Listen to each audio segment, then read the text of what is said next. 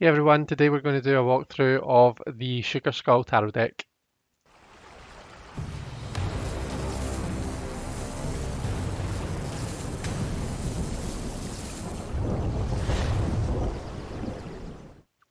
So happy New Year to everyone, it's now 2022.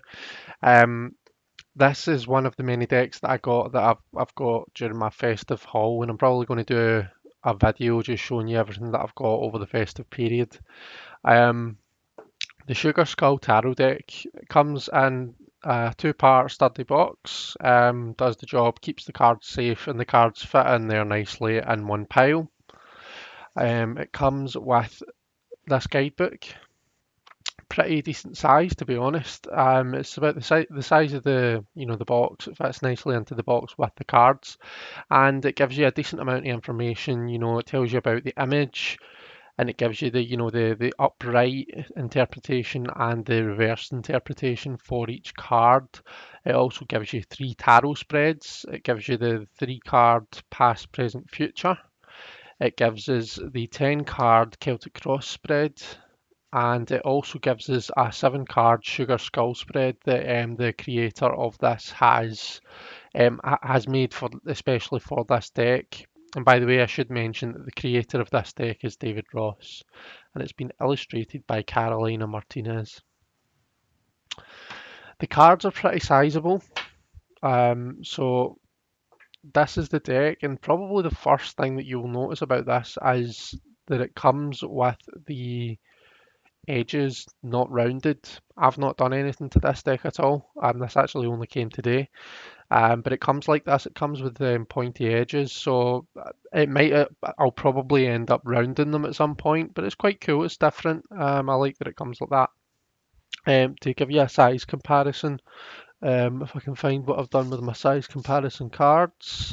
Um, let's see. Okay, so I managed to find them. I've moved things about in here, so it's one of those ones where I'm hiding things myself. Um, okay, so you can see that the size of these cards is a fair bit bigger than our standard Smithwaite size, or our standard US game size.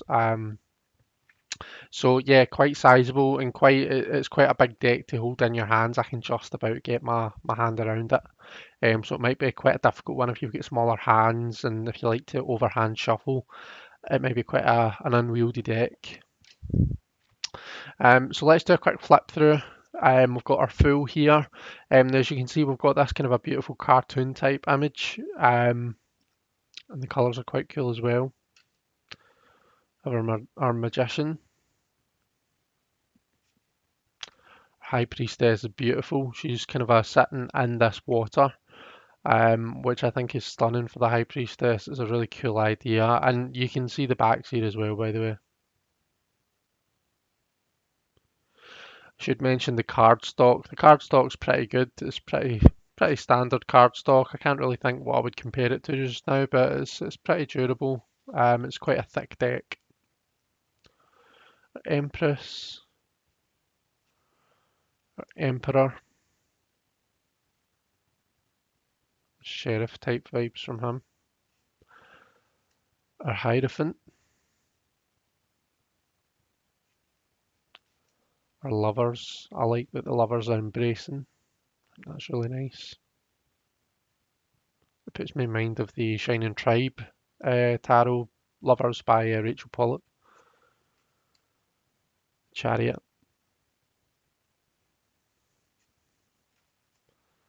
Strength. I think that's a beautiful strength card. I like that the lion's at peace. The Hermit.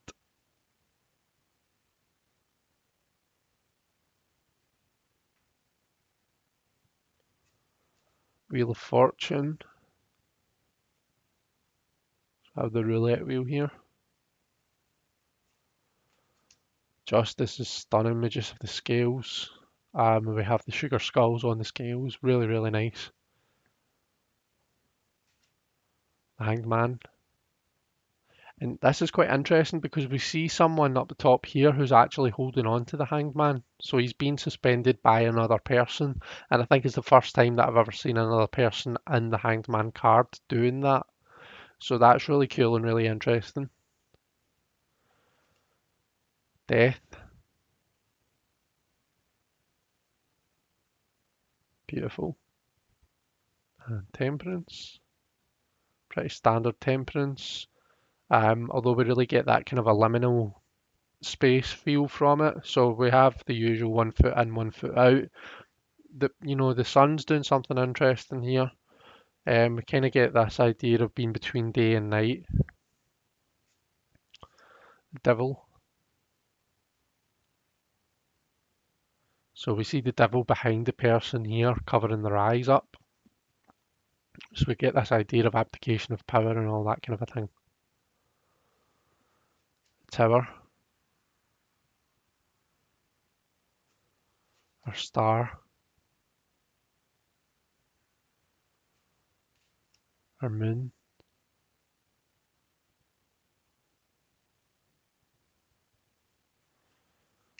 I mean, the sun, we just have the radiating sun here. So no naked babies on horses or anything like that. Judgment is interesting. If you look at this chap here, it looks as though they're pleading with the angel. And if you look at the angel's face, I'll hold it a wee bit closer. The angel actually doesn't look too happy. So for me, this judgment card has a bit of a different vibe to it. Yeah, maybe it speaks more to the kind of a negative aspects of judgment rather than the positives, the being able to move on from stuff. This is maybe more focusing on you actually need to deal with your shit before you move on. You can't just decide, all right, cool, I'm just going to get over all those bad things I've done and move on from it. Um, the world, really nice. So into the wands, we have our ace, and this is based mostly on Rider-Waite-Smith. Or two, so we have the person stopping, looking at the map, planning the way ahead. Three, or four, the celebration. And the five, we have the fist fight, the challenge. Six, we see the triumph from that challenge. And the seven is a bit different again.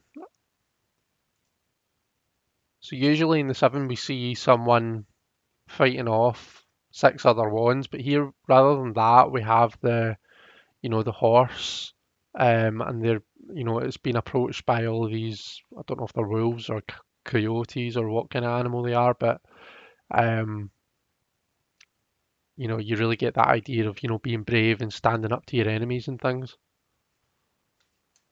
Eight, or nine,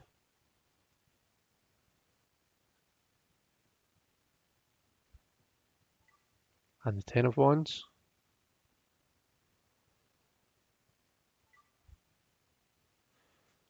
Page.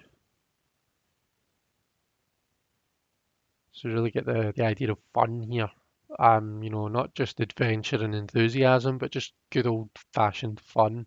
We see the child playing on the rocking horse.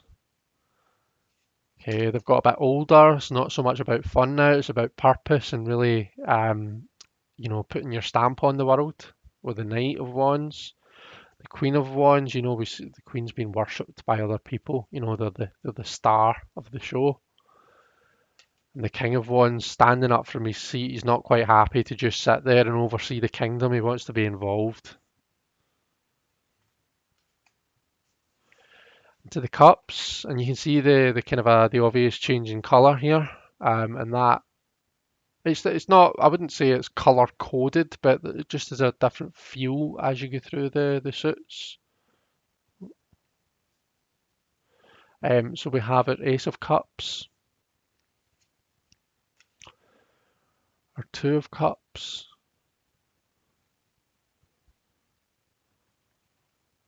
or three,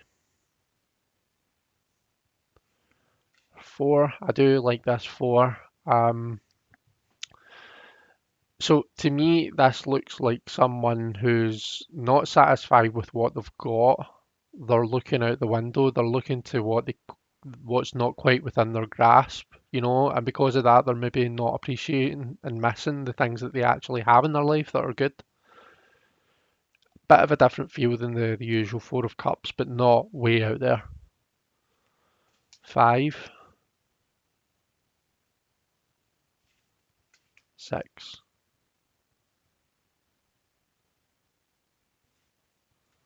7,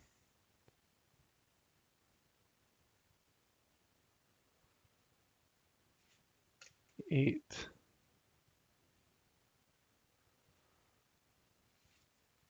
9 of Cups. So he's been digging and he's found a sugar skull. His lucky day. And the 10 of Cups.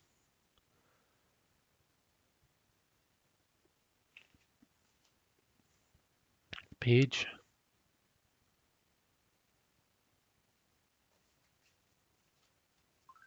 The Knight. Sorry, my phone's going off, and when it goes off, it buzzes and shakes you. If you see, actually, the Knight has got a partner on horseback with him, or maybe she's the Knight and he's got. Well, I suppose he's holding the cup, but there's a couple there, so we really get this idea of being active in the realm of love and relationships and emotions and stuff. Queen of Cups.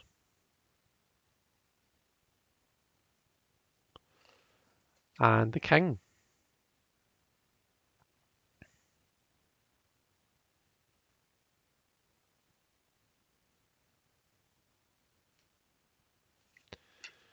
So into the swords now.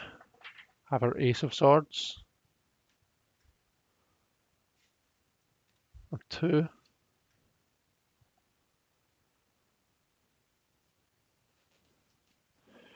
3 of Swords. More or less the usual kind of a Solabusca symbolism with the swords. Usually it's piercing through a heart, but in this case it's piercing a sugar skull. So interesting, because normally we think of the swords piercing the heart as being the intellect interfering with the emotional self, The fact that it would appear to be piercing the head here, could that possibly have different connotations? I don't know. 4, taking a rest from the battle. 5,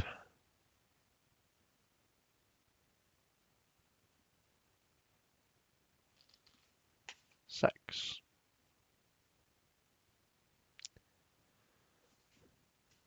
The 7 of Swords. This is interesting. This, like, you really cannot get away from the thievery, and the robbery kind of a side of this. I mean, it looks like someone who's robbed a bank, because you can see the bank in the background and the bank manager is shaking his fist, and she's off ski with the swords. 8 of Swords. I like this. This is like a magician's kind of a trick with the swords. So you get the kind of idea that it's all an illusion. You're not really trapped. You've not really got swords piercing through you. It's just a trick. It's a trick of the eye. It's a trick of the mind. The 9 of Swords.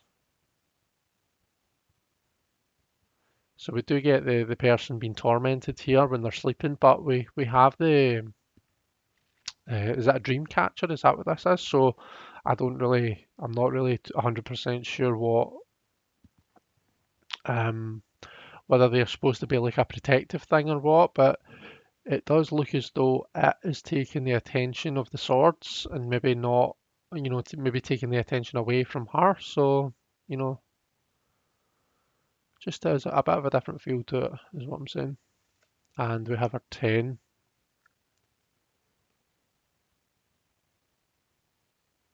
I like that we can see the sun coming up in the background, but we can also see the birds flying. up above. Page of Swords.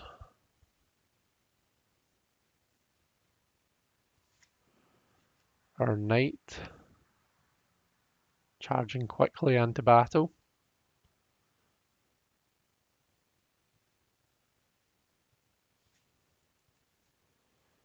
Queen of Swords.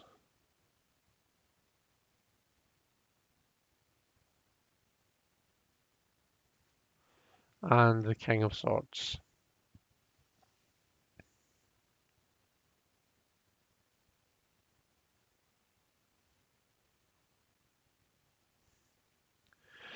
And finally, we're on to the Pentacles. So we have our Ace, our Two of Pentacles. So really get the idea of balance from this card. He's literally balancing on the horse's back. You know, is he trying to be a bit too show-offy? Is he trying to do too much at once? Three of Pentacles.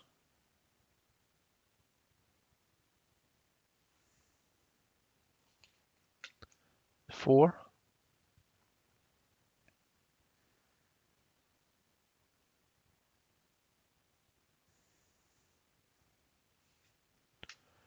Five of Pentacles. So we can see that we've got more than one person in the card. We get that idea of, you know, having someone to lean on to help us out. In the back we have this Chariot. That's really interesting.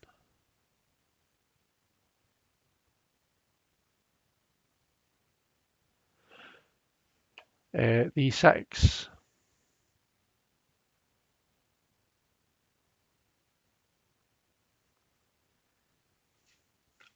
7.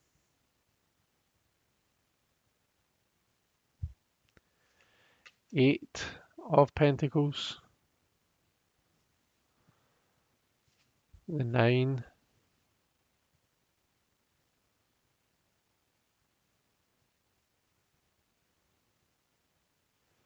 And the 10 of Pentacles.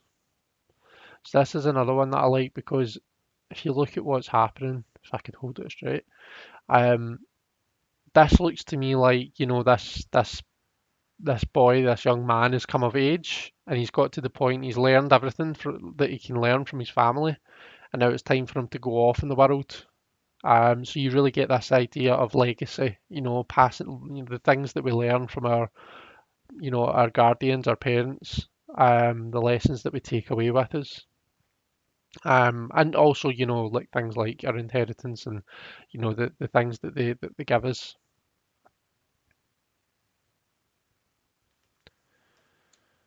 A Page of Pentacles.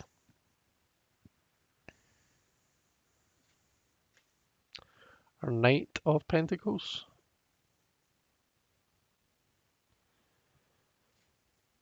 Our Queen.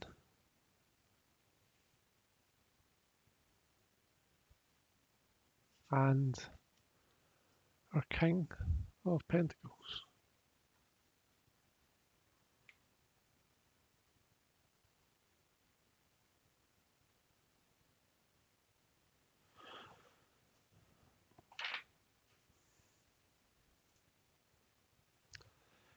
Okay, guys, shuffle wise, the only issue with the cards is their size. Once you can get over the size, if you've got big enough hands, or you know, I've seen some people that have trimmed this deck down, you know, taking the borders off. Once you go over the size, it's fine. It shuffles quite nicely, both to riffle shuffle. Whoops, that wasn't very good, but I promise you it does. I've been riffle shuffling it for the last 5 minutes, and you know, overhanding as well. I think maybe most people will probably want to overhand it like that, you know, long ways, because it's just a lot easier to handle that way. So I thought that spread-wise, we could take a look at the sugar skull spread, the one that comes with the one that comes in the book. This one here. Um, So these are the position meanings for anyone that wants to know before we go into this what they are. So just pause that and have a look. But I'm just going to pull 7 cards for it, and we'll go through it, you know, as it comes up. So card one tells us, what is my inner sugar skull trying to enlighten me about or tell me about my potential? Okay, so for card one, we've got the Seven of Wands. Okay, the Seven of Wands. So what is it trying to tell us about our potential? Well, maybe it's telling us that we are fighters. You know, we've got a lot of fight in us, and we can take, perhaps we can give out as well as we can take. Okay, you know, in the image we see a horse being attacked by these animals, and but with the Seven of Swords, you know, the horse is obviously a lot bigger than the animals that it's being attacked by. Okay, and really it's them that have to kind of watch their back. The horse is kind of it's in its own power. It knows its own strength. So it's possibly telling us that, you know, we're in a stage of defence, you know, in this phase of defence, but we know how to, um, you know, we know how to use our abilities and how to use our power in order to move forward. The next position is, what lies in my way or is blocking me, blocking my progress. So what do we have? We have the Five of Pentacles. Okay, so maybe it's a resource issue. Okay, it's not so much an issue with passion. We seem to have all the passion and all the fight in us in order to achieve our goals, but perhaps resource-wise, now this could be time, it could be money. We don't quite have the resources in order to be able to, you know, work our way forward quite yet. For card three, what do I need to know about my current situation? And we've got the Four of Cups. Okay, so maybe what we're aiming for is a bit beyond our reach, and there's something a bit closer to home that we need to concentrate on right now. Card four, what attributes are needed to reach my true potential and desires? We've got the Six of Pentacles.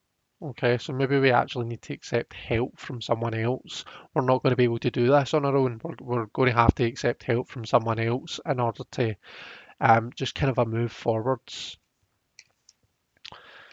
Card number five, what in my environment can be used to help me along my path? Now, this could be in terms of people, relationships, or, you know, employment or whatever. And we've got the the Nine of Pentacles. Okay. So you know, we are established. We know how to work hard. We know how to achieve our goals. We've got that, you know, that discipline and that commitment within us to be able to achieve whatever we want to achieve, but it's just a case of putting that in there, you know. Number six, what is my sugar skull reminding me to already be thankful for? The Hanged Man. Okay, and oh, there's a wee bee sticker rolling across. We need to be thankful for the people that are there actually helping us. Okay, sometimes um, it can be quite difficult to take yourself out of the perspective that you're in. You know, sometimes we can be quite short-sighted, maybe quite what's the word? Myopic means the same as short-sighted, doesn't it? Um,